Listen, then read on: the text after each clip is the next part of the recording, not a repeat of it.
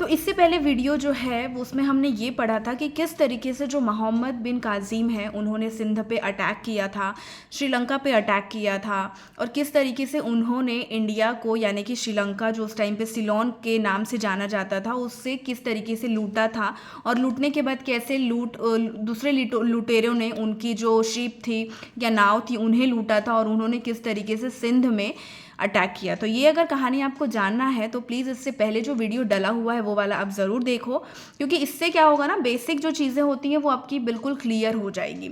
तो सबसे पहला जो अटैक है, जो आपको पता है कि अगर हम अर्ली मिडिवल हिस्ट्री के बारे में पढ़ रहे हैं तो हमें मोस्ट 3 जो इंपॉर्टेंट रूलर्स हुआ करते थे उसके बारे में पढ़ना ज़रूरी है।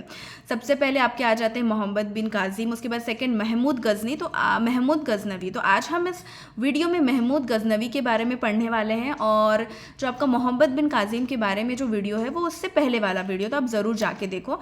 तो महमूद गजनवी की जो कहानी है आपको बिल्कुल ध्यान में रखना है, ये स्टार्ट होती है आपकी अफ़गानिस्तान से। ठीक है, अफ़गानिस्तान में एक छोटा सा प्रोविंस हुआ करता था। ठीक है, ये देखो यहाँ पे आपको मैं बता देती हूँ, ये मेरा इंडिया है। ठीक है, मैप जो है वो इतना अच्छा नहीं है, यहाँ पे इंडिया और यहाँ पे अफ़गानिस्तान हुआ करता था। और आपको पहले वीडियो में हमने बताया है कि यहाँ पे आपका ईरान या फ़ारस हुआ करता था।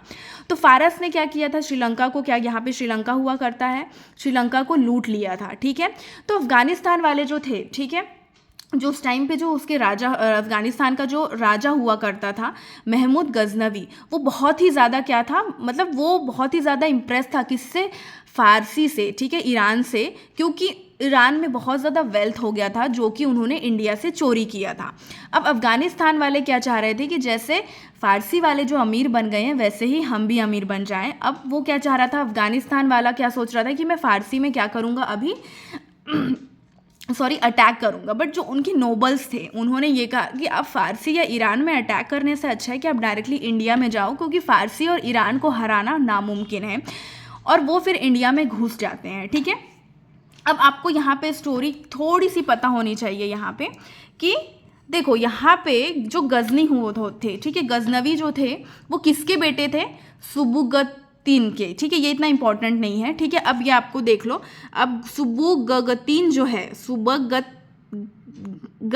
सुबुगतगिन जो है, उनके 2 बेटे थे, एक तो थे महमूद गजनवी और एक थे इस्माइल। इस्माइल जो था वो बहुत ही ज़्यादा उनका छोटा मतलब बेटा था। तो जो सुबुगतीन जब मर जाते हैं उनका जो तख्त संभालते हैं वो कौन होते हैं, महमूद गजनवी। अब ये बहुत ज़्यादा ना इम्प्रेस होते हैं ईरान से, तो इन्होंने क्या किया था ईरान से, बट इनके जो नोबल थे, उन्होंने नोबल्स जो मतलब जो इनके आसपास के लोग थे उन्होंने कहा था कि भाई आप ईरान को क्यों लूट रहे हो, ईरान को तोड़ना बहुत मुश्किल काम है, नहीं टूटेंगे उन लोग। ठीक है, तो आपको क्या करना चाहिए, पहले इंडिया में ही आपको ये करना चाहिए। ठीक है, तो अब क्या हुआ कि जो महमूद गजनवी है, ठीक है, सबसे पहले आपको ये ध्यान में रखना है कि जो महमूद गजनवी है वो उन्होंने 17 टाइम्स इंडिया में अटैक किया।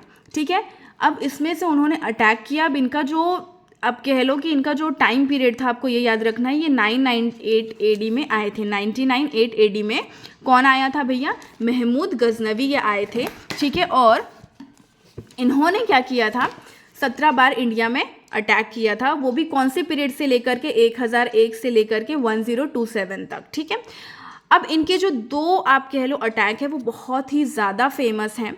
ठीक है, एक तो था मथुरा, ठीक है, और एक था सोमनाथ टेम्पल का। मथुरा उन्होंने किया था, अटैक कब किया था, 1018 में अटैक किया था, और ये जो सोमनाथ टेम्पल है ये 1025 में अटैक किया था।